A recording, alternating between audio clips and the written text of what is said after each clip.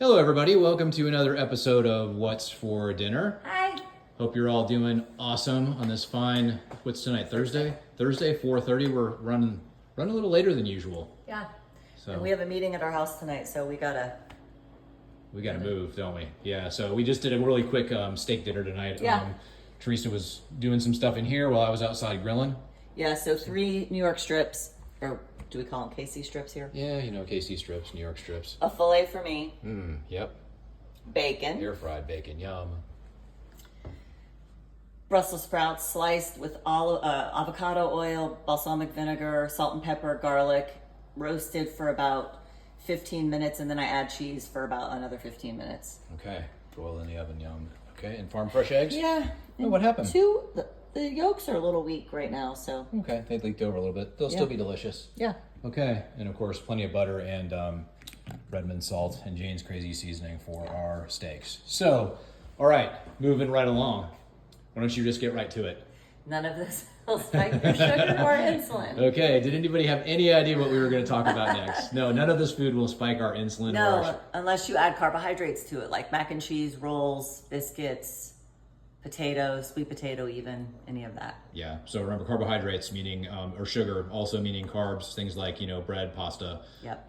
Things that Teresa just mentioned. Yep. Those count as sugar too, so watch out. So what I wanted to do is I have 2 case studies that I saw today at the office. And I think this will also help you guys to see visuals. I mean, we say it every night, but maybe visuals will help too. Okay, so come over here, hover over this.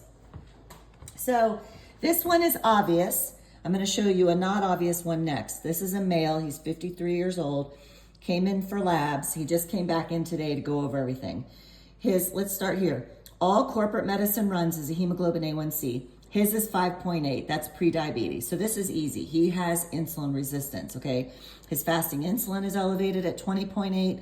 The normal on labs is anything less than 18.4. I want 3 to 5 and below, okay? So I don't really need this or any of this other stuff because I already know he has insulin resistance. However, his glucose is normal. So if all corporate medicine is checking year after year, is fasting glucose, they're gonna miss this. And then the other big thing is his triglycerides divided by HDL is 4. So 156 divided by 39, which is not great, 39 is not good, is 4. We want 1.5 and below. And not that I needed his insulin resistance score, because I already know he is, because this test is abnormal, but his score is 4.5, and anything above 3 is severe. So he has AFib, a history of AFib, and he's had 2 cardiac ablations. AFib is strongly correlated with insulin. So fascinating, right? He has known hypothyroid disease, but I also found Hashimoto's that no one's checked him for, but both of his antibodies, one is greater than 900 and one is 420. He is going to feel so much better and his life is going to change. Okay, so let me know if you have any questions about that. This is obvious. The guy has prediabetes.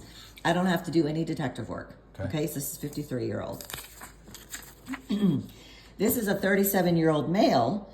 And so they might not even do an A1C on him. So let's go to what they would do. A fasting glucose, 97.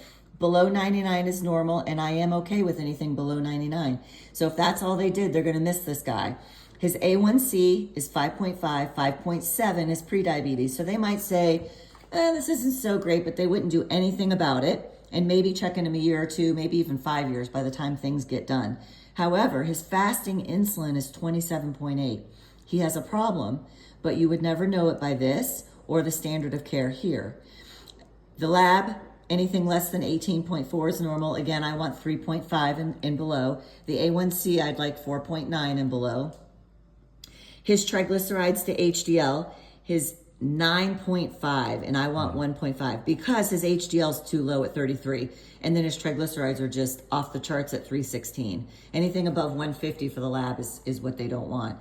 And then his HOMA-IR score, which is his insulin resistance score, is 6.7. Anything above 3 is severe insulin resistance. So they would miss him for a long time, and they would say to him, I don't know why you're feeling so terrible. He has low DHEA.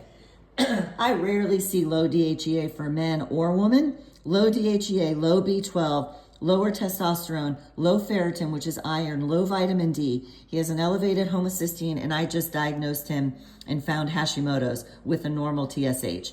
His thyroglobulin antibodies are greater than 900. Corporate medicines, anything below 9 is normal. His is at 900. This guy feels terrible, and no one would know why, because they don't check Hashimoto's, and they certainly don't check any of this. And if they checked his glucose, it would be normal. Yeah, so they would just miss him. So this plays into what you talked about before, about people going, 10 or 15 years without getting diagnosed with diabetes or, or insulin resistance, whatever it is. By the time it does get caught, they're severely sick. They're feeling terrible, and then it's diagnosed when it's too late. It's been way down the road. They've just been missing it. And at 37, they're going to start to tell these guys, definitely the 53-year-old, that you're getting older. That's to be expected. Just normal with age. Comes with age. Mm-hmm. And if it's a woman, they would just put you on a, well, it would either be birth control or antidepressant, right? If men went through menopause, the system would be way different. There is no way men would stand for what us women get treated like. You know what, though? What? I'm very thankful we don't go through menopause. No. Right? And you're not the men I'm talking about. It's the doctors and stuff, but, because you're very compassionate. But these doctors and other providers just to act like, that's how it's supposed to be. You got your uterus out. That's how it's supposed to be. Your husband might not be romancing you enough if you don't want to have sex with him. Yeah. Maybe you need to try to go on some dates. That's not it. Gaslighting. It's not it. Anyway, leave me any questions or us any questions, but I thought these were fascinating case studies. One of someone that's already there and one that would be missed for another probably 10 years. Yeah. Well, all right. So we're gonna go ahead and bail tonight. So Tell us what you guys are having for dinner, and if you have any questions, shoot them our way. And we love you guys, and God bless you all, and we'll see you next time. Bye. Bye.